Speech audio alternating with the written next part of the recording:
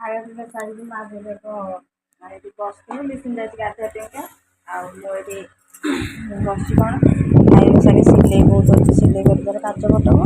ଆଉ ମୁଁ ଭାବିଲି ଚୁଡ଼ି କେତେ ଦିନ ହେଲା ଲଗେଇନି, ପୁରୁଣା ଚୁଡ଼ି ତାକୁ କାଢ଼ିକି ନୂଆ ଚୁଡ଼ି ଲଗେଇଲି।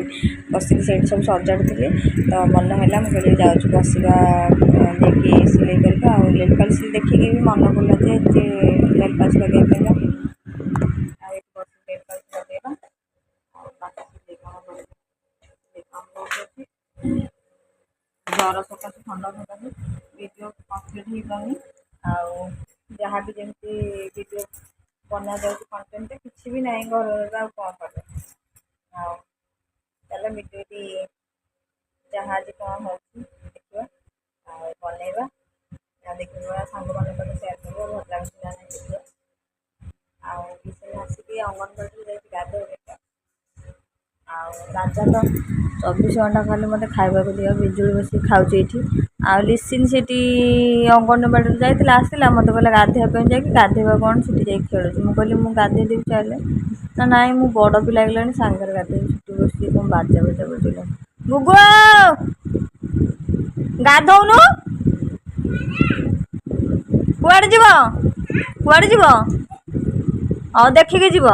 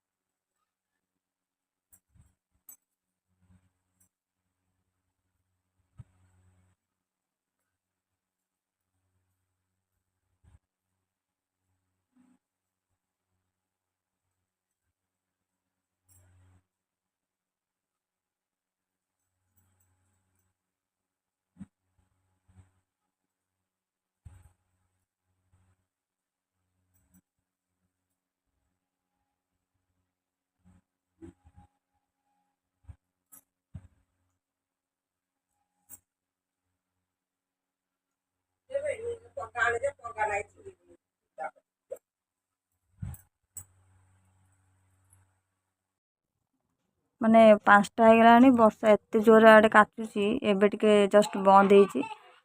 ପୁରା ନାଦିଲା ବର୍ଷା। ଆଉ ମୁଁ ସେ ବର୍ଷାକୁ ଡରିକି ଲାଇନ୍ କଟିଯିବ ବୋଲି ଏଠି ବସେଇଦେଲି ଭାତ, ଭାତ ବସିଛି।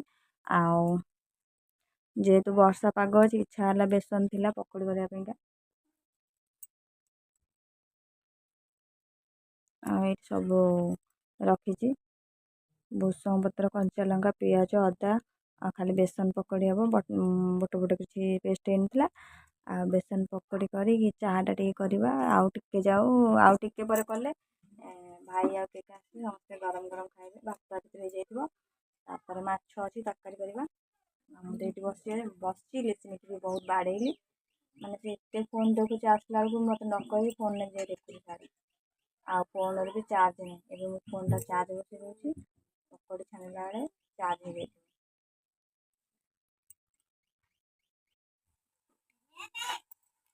ପକୋଡ଼ି ଛଣା ପୁରା ମୋର ଷ୍ଟାର୍ଟ ହେଇଗଲାଣି। ଆଉ ଲିସିନ୍ ସେପଟେ ପଢ଼ୁଛି, କିନ୍ତୁ ବାବୁନ ତାକୁ ପଢ଼େଇ ଦଉନି, ସିଏ ଡାକୁଛି ମାମା ବାବୁନକୁ ନେଇଗଲୁ, ଏଇ ଗୁଗୁ ଏଇ। ଆଉ ମୁଁ ଭାତ ରାନ୍ଧି ସାରିଲାଣି। ଆଉ ପକୋଡ଼ି ଛାଣି ସାରିଲା ପରେ, ଚାହା ହେଇସାରିଲା ପରେ ତରକାରୀ ହେବ, ମାଛ ତରକାରୀ, ପୋକଲି ମାଛ।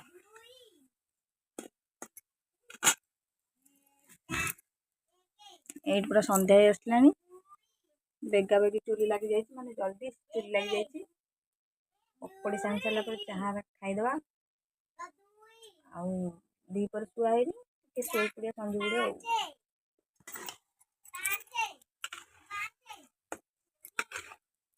ଏଇଠି ମୋର ଛାଣି ସାରିଲାଣି, ଅଳ୍ପ କିଛି ଛାଣି ସାରିଲାଣି ପକୋଡ଼ି, ଆଉ ଅଳ୍ପ ଅଛି। ସେଥିରେ ଛଣା ସରିଲା ପରେ ଚାଟ୍